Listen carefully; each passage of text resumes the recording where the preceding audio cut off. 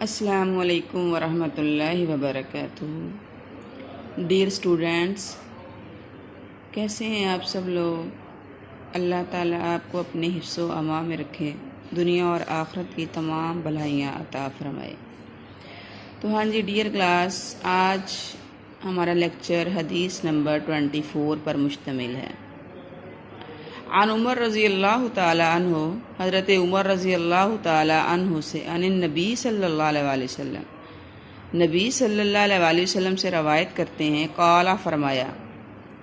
الجالب لانے والا، مرزوق رزق دیا جائے گا، والمحتکر اور غلہ روکنے والا، ملعون لعنت کیا گیا ہے۔ حضرت عمر رضی اللہ تعالی عنہ نبی کریم صلی اللہ علیہ وآلہ وسلم سے روایت کرتے ہیں، آپ نے فرمایا، مال بازار میں لانے والے کو رزق دیا جاتا ہے اور مال کو روکنے والا اللہ کی رحمت سے دور ہوتا ہے، ملعون ہوتا ہے۔ ڈیئر اسٹوڈینٹس، اس مختصر حدیث مبارکہ کے اندر اللہ کے نبی صلی اللہ علیہ وسلم نے احتکار کی شدید مذمت فرمائی ہے۔ احتکار، ذخیرہ اندوزی وہ فعل ہے جس کے کرنے والے پر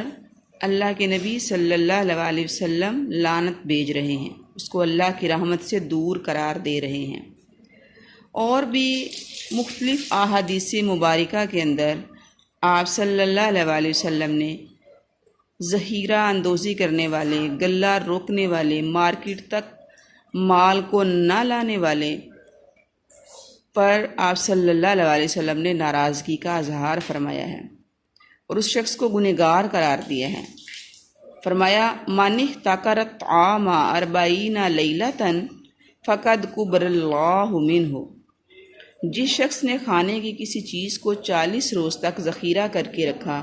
تو اللہ اس کے بارے میں اپنے ذمہ سے فارغ ہو گئے۔ گویا اللہ رب العالمین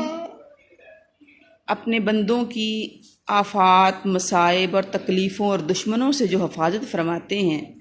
تو اب وہ شخص جو لوگوں کے لیے مال کو روک دیتا ہے، منڈی میں، مارکیٹ میں اناج اور غلہ لے کر نہیں آتا، ذخیرہ اندوزی کرتا ہے،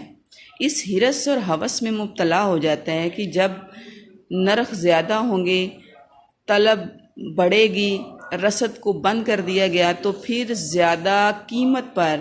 زیادہ پروفٹ حاصل کرنے کے لیے میں اپنا مال منڈی میں لے کر جاؤں گا۔ تو ایسی سوچ رکھنے والا، ایسا طریقہ اختیار کرنے والا تاجر اللہ رب العالمین کے ذمہ سے نکل جاتا ہے۔ اللہ رب العالمین اس کی حفاظت سے ہاتھ کھینچ لیتے ہیں۔ اب وہ حالات کے رحم و کرم پر ہے، حالات کا طوفان اس کو جدھر لے جائے گا وہ ادھر ہی اڑتا چلا جائے گا۔ ایک اور جگہ پر آپ صلی اللہ علیہ وسلم نے فرمایا، لا یحتکر الا الخاطئ، گنہگار شخص کے علاوہ کوئی بھی ذخیرہ اندوزی نہیں کرتا۔ پھر ایک اور مختصر حدیث میں فرمایا، المحتکر ملعون، احتکار کرنے والا لعنتی ہے، وہ شخص اللہ کی رحمت سے دور ہے۔ آپ صلی اللہ علیہ وسلم نے فرمایا، ایسا شخص انتہائی برا ہے کہ اللہ غلہ کو سستا کر دے تو وہ رنجیدہ ہو جائے، اور اگر جو ہے وہ مارکیٹ میں ریٹ بڑھ جائیں، غلہ مہنگا ہو جائے تو اسے خوشی ہو۔ آپ صلی اللہ علیہ وسلم فرماتے ہیں، جس شخص نے غلے کو 40 روز تک ذخیرہ کیے رکھا کہ مہنگا ہوگا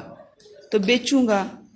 بعد میں اگر وہ صدقہ خیرات کے طور پر بھی اس کو تقسیم کر دیتا ہے تو اس کو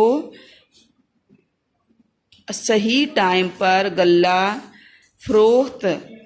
نہ کرنے کی وجہ سے اس کے صدقہ خیرات پر بھی کوئی اجر ملنے والا نہیں، بلکہ وہ شخص اللہ کے ہاں لعنتی اور ملعون ہے۔ ڈیئر اسٹوڈینٹس،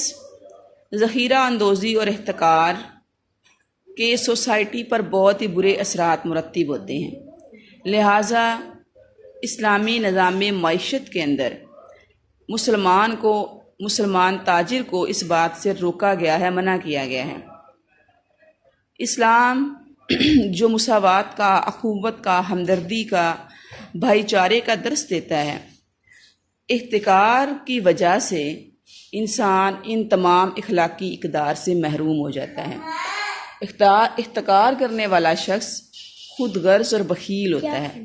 بدنیتی ہوتی ہے، اس کے دل کے اندر بدنیتی ہوتی ہے،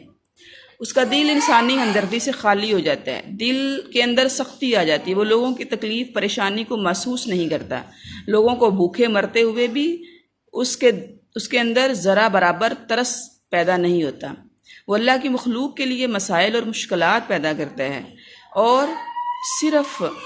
حرص اور ہوس میں مبتلا ہو کر اپنے مال میں اضافہ کرنے کے چکروں میں رہتا ہے۔ لہٰذا اشیاء خوردنوش جو ہیں وہ مشکل ترین حالات کے اندر لوگوں کو ملنا مشکل ہو جاتی ہیں۔ غلہ روکنے اور مارکیٹ تک اشیاء کو نہ پہنچانے کی وجہ سے اشیاء مہنگی ہو جاتی ہیں، جس سے تاجر حضرات زیادہ نفع کماتے ہیں، اور اسلام ایک حد سے زیادہ نفع کمانے کی مذمت کرتا ہے۔ ایسا شخص اخلاقی اور روحانی طور پر مجرم بن جاتا ہے، محتکر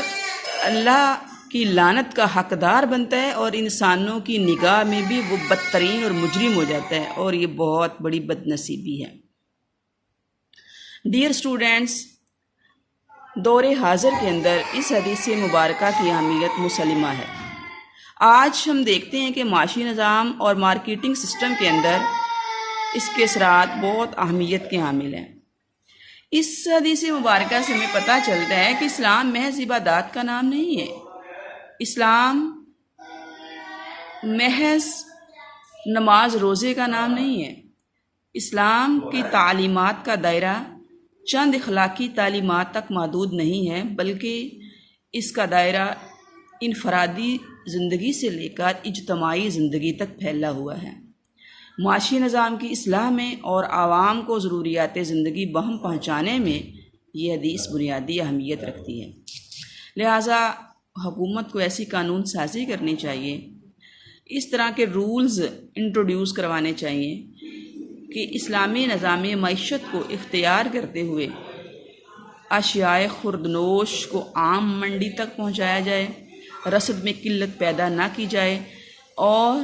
طلب کے مطابق، ڈیمانڈ کے مطابق سپلائی مہیا کر کے قیمتوں پر، پرائسز پر کنٹرول کیا جائے،